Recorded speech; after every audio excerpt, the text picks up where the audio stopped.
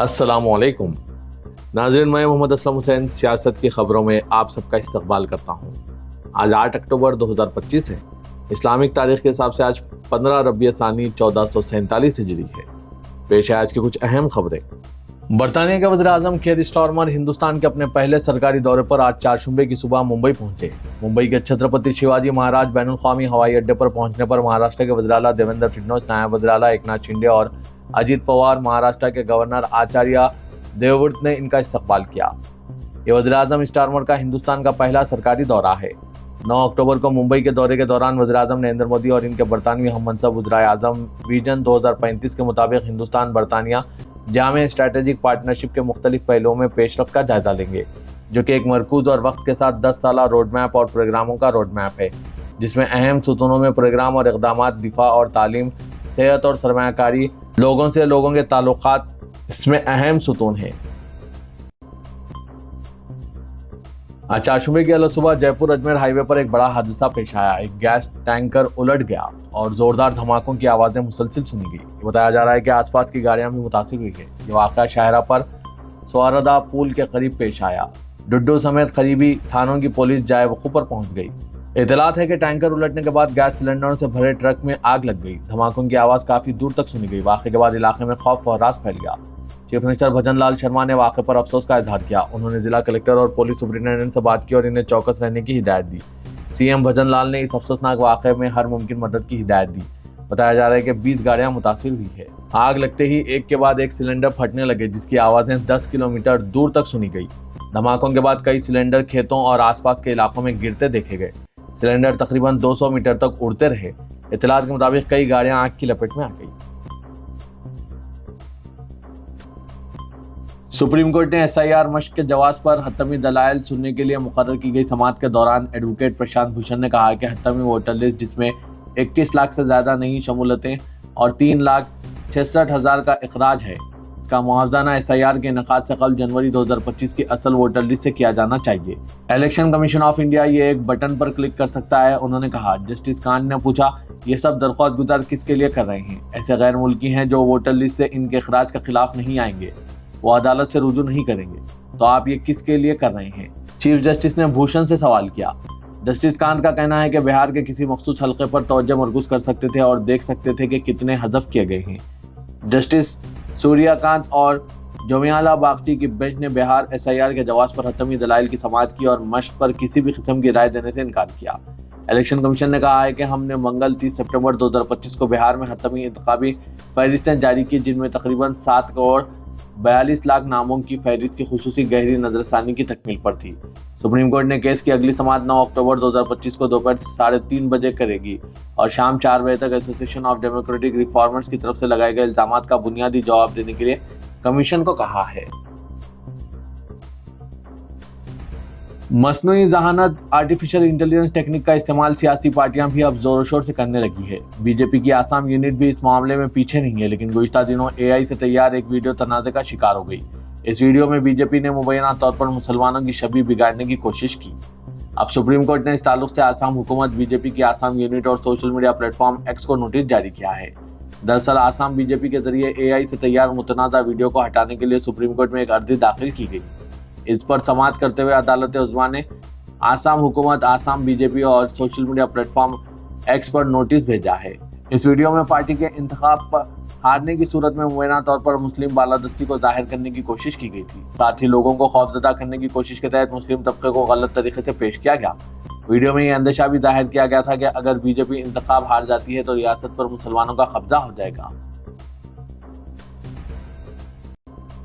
उत्तर प्रदेश में 48 घंटों के दौरान पुलिस ने मुजरिमों के खिलाफ जबरदस्त मुहिम चलाते हुए एक के बाद एक तकरीबन 20 इनकाउंटर्स अंजाम दिए। रियासत के तकरीबन हर बड़े जिले में पुलिस और जराइम पेशा अनासिर के दरमियान बराह रास्त मुठभेड़ हुई, जिनमें कई खतरनाक और इनामी मुलजिम मारे गए, जबकि मुतअद्दिद जख्मी हालत में गिरफ्तार किए गए।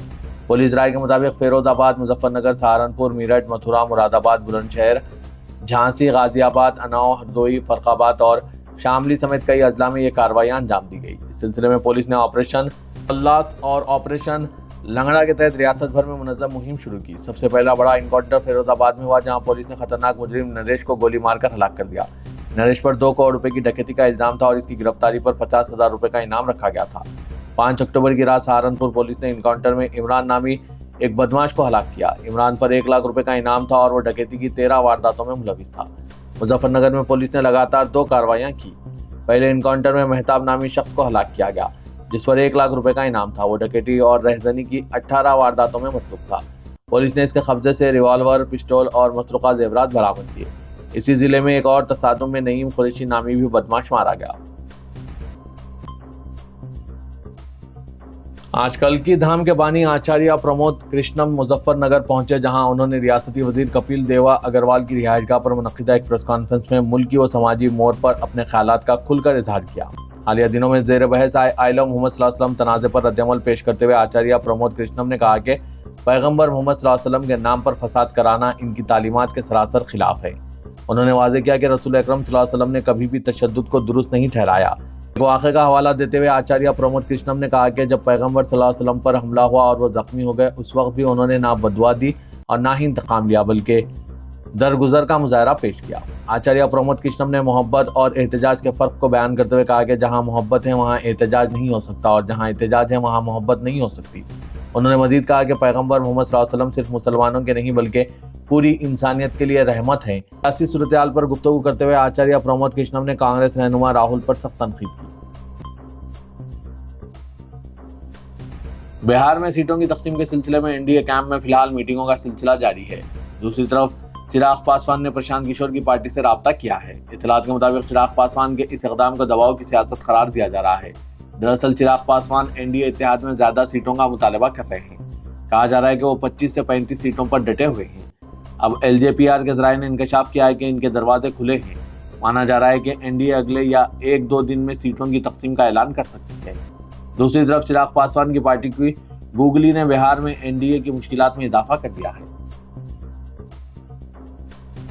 नेशनलिस्ट कांग्रेस पार्टी शरद चंद्र पवार के सदर और बुजुर्ग लीडर शरद पवार ने सुप्रीम कोर्ट में हुए इस वाक़े की सख्त मजम्मत की, जिसमें हिंदुस्तान के चीफ जस्टिस BR गवई पर जूता फेंकने की कोशिश की गई थी। पवार ने कहा कि यह सिर्फ अदलिया पर हमला नहीं है बल्कि हिंदुस्तानी आइन और जमहूरियत की संगीन तौहीन है। साबिक मरकजी वजीर ने कहा कि अदलिया का मकसद जमहूरियत और आइन की इक़दार को बरकरार रखना है। इंसाफ के आला तरीन इदारे में चीफ जस्टिस ऑफ इंडिया पर हमले करने की कोशिश न सिर्फ अदलिया पर हमला है बल्कि हमारी जमहूरियत, हमारे आइन और हमारी कौम की तौहीन है। उन्होंने मजीद कहा कि अदलिया मुल्क में जमहूरी इक़दार के तहफ़्फ़ुज़ और इख्तिलाफ राय को मुनसिफाना अंजाम तक पहुँचाने में अहम किरदार अदा करती है। पवार ने कहा कि इस तरह की हरकतें मुल्क की बुनियादी रूह के खिलाफ है और इसे किसी भी हालत में बर्दाश्त नहीं किया जा सकता। सदरुल हिंद मजलिस इत्तेहादुल मुस्लिमीन और रुकने पार्लियामेंट असदुद्दीन ओवैसी ने कहा कि बाबरी मस्जिद को शहीद कर दिया गया। इस ज़िमन में सुप्रीम कोर्ट ने जो फैसला सुनाया, इसमें कहा गया है कि मस्जिद के नीचे कोई मंदिर नहीं थी। 3 तलाक के खिलाफ सुप्रीम कोर्ट ने फैसला सुनाया और कई ऐसे फैसले आए। इन फैसलों पर हमने खामोशी अख्तियार की क्योंकि हम दस्तूर को मानते हैं, दस्तूर और अदालत का एहतराम करते हैं। हमको नुकसान हुआ, अदालत से खुश नहीं है, लेकिन क्या हमने ऐसी बातों पर जजेस के खिलाफ जूता उठाया? ये जूता उठाने वाले वो लोग हैं जिन्हें नरेंद्र मोदी और इनके हवारियों ने ताकत दी है। ओवैसी ने कहा कि राकेश किशोर ने चीफ जस्टिस ऑफ इंडिया पर जो जूता मारा वो एक शर्मनाक हरकत है। इसके बाद इसने नारा लगाया कि सनातन धर्म का अपमान नहीं सहेगा हिंदुस्तान। इस शख्स में इतनी हिम्मत कहां से आई? ओवैसी ने पूछा, दिल्ली पुलिस खुद एक्शन ले सकती थी। पार्लियामेंट में 2 नौजवान कूद गए तो इन पर UAPA का कानून लगाया गया और चीफ जस्टिस ऑफ इंडिया पर जूता मारने पर वज़ीर-ए-आज़म नरेंद्र मोदी सिर्फ बयान देते हैं कि गलत हुआ। बिहार इंतखाबात के लिए अब 30 दिन से भी कम वक्त रह गया है, लेकिन अपोजिशन महागठबंधन में नशिस्तों की तकसीम और वज़ारत आला उम्मीदवार के ताल्लुक से मुफाहिमत अब तक नहीं हुई है। कांग्रेस लीडर उदित राज ने अपने एक बयान के जरिए गैर यकीनी में इजाफा कर दिया है। उन्होंने कहा कि तेजस्वी यादव शायद इनकी पार्टी RJD के वज़ारत आला उम्मीदवार हो सकते हैं, लेकिन वो अब तक इंडिया इत्तेहाद के उम्मीदवार नहीं हैं। राज ने इस सवाल के जवाब में कहा कि इंडिया इत्तेहाद के वज़ारत आला उम्मीदवार का मुतफ़िक़ा तौर पर फैसला किया जाएगा। RJD और तेजस्वी यादव ने अब तक उदित राज के बयान पर कोई रद्दअमल जाहिर नहीं किया है। चंद हफ्ते कबल तेजस्वी ने कहा था कि हम वज़ारत आला के चेहरे को नुमायां किए बगैर मुकाबले में नहीं उतरेंगे।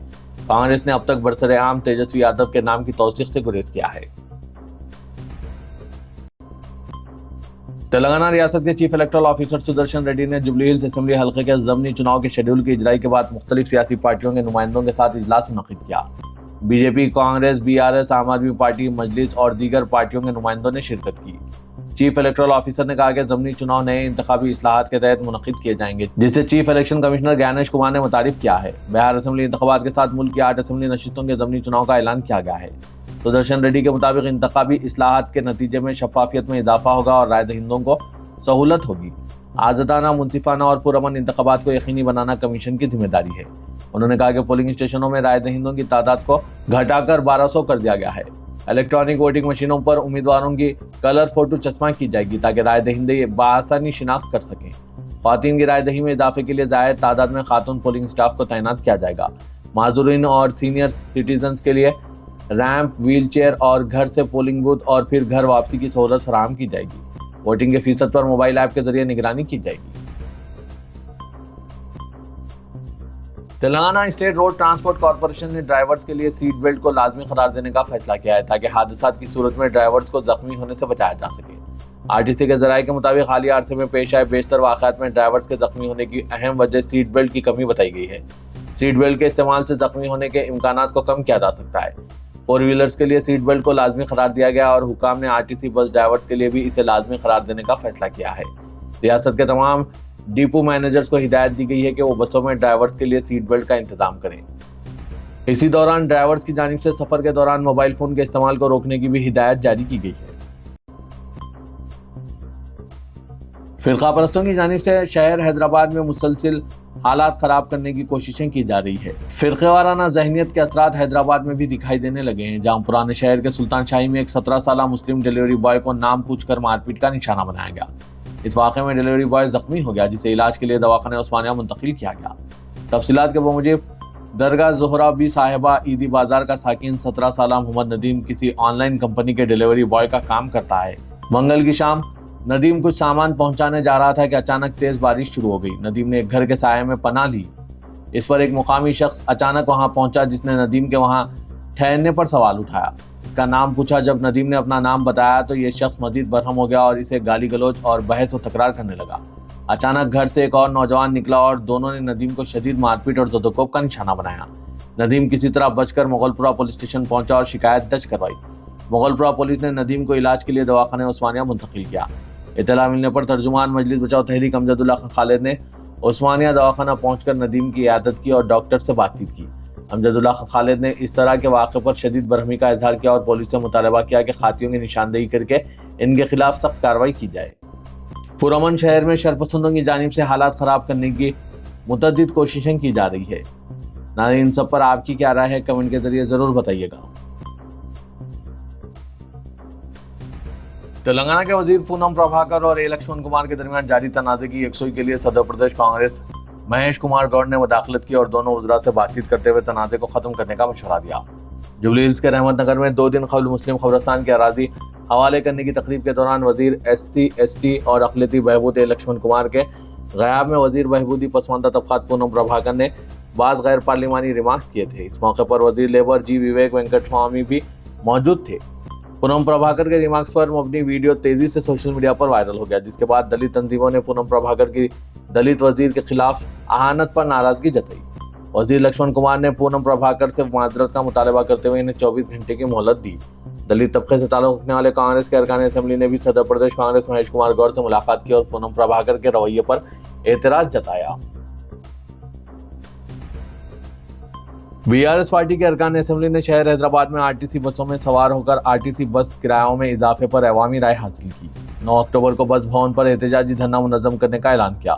सिटी बसों के किरायों में इजाफे के खिलाफ BRS के अरकान assembly Sudhir Reddy, K Venkatesh, M Gopal ने नामपल्ली के नुमाइश ग्राउंड से असेंबली तक RTC बसों में सफर करते हुए बस किरायों में इजाफे के खिलाफ अपना एहतजाज दर्ज कराया और बसों में सवार मुसाफिरीन से किरायों में इजाफे पर इन्हें पेश आने वाली मुश्किलात और मसाइल से वाक़फियत हासिल की और कांग्रेस हुकूमत के धोखादही पर रोशनी डाली।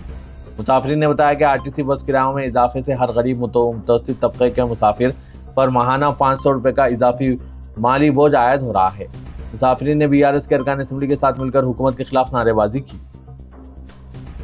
तेलंगाना में जारी मानसून का असर 15 अक्टूबर तक मुकम्मिल हो जाएगा और रियासत में मौसम सरमा का आगाज हो जाएगा। तेलंगाना में जुनूब मगरबी मानसून के आगाज और तवील मुद्दत तक जारी रहने के सिलसिले में महकमा मौसमियात की पेशकशी के बाद रियासत के मुख्तलिफ अजला और दोनों शहरों हैदराबाद और सिकंदराबाद के इलाकों में बारिशों का सिलसिला जारी है। लेकिन अब माहिरीन मौसमियात की जानिब से की जाने वाली पेशकशी में कहा जा रहा है कि मानसून 15 अक्टूबर तक मुकम्मल हो जाएगा और इसके बाद मानसून के असरात बाकी नहीं रहेंगे। महकमा मौसमियात की जानिब से की गई इस पेशकशी के बरखिलाफ खानगी माहिरीन मौसमियात ने दावा किया है कि जुनूब मगरबी मानसून का सिलसिला तेलंगाना में 21 अक्टूबर तक जारी रहने का इम्कान है और मानसून के इन असरात के नतीजे में रियासत में ज़रूरी सरगर्मियां मुतासिर होने के अलावा फसलें तबाह होने का खदशा भी जाहिर किया गया है।